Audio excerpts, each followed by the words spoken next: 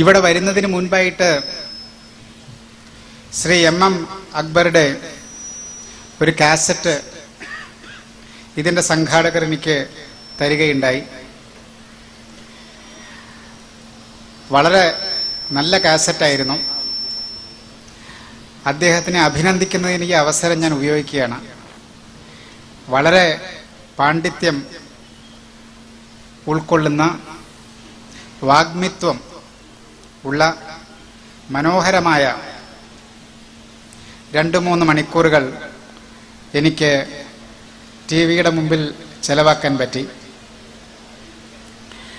അദ്ദേഹത്തിൻ്റെ ആ പ്രസംഗം അത് ബഹ്റിനിലോ മറ്റാണെന്ന് തോന്നുന്നുണ്ട്.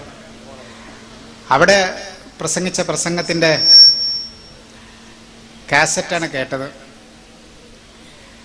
അപ്പം എൻ്റെ കുറേയൊക്കെ പോയിന്റുകൾ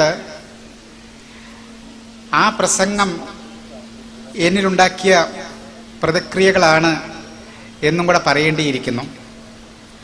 അപ്പോൾ പൊതുവെ എന്താണ് ഹൈന്ദവതയെക്കുറിച്ച് സാമാന്യ ജനങ്ങൾ പ്രതീക്ഷിക്കുന്നത് എന്നൊരു ഐഡിയ അദ്ദേഹത്തിൻ്റെ പ്രസംഗം കേട്ടപ്പോൾ എനിക്ക് തോന്നി.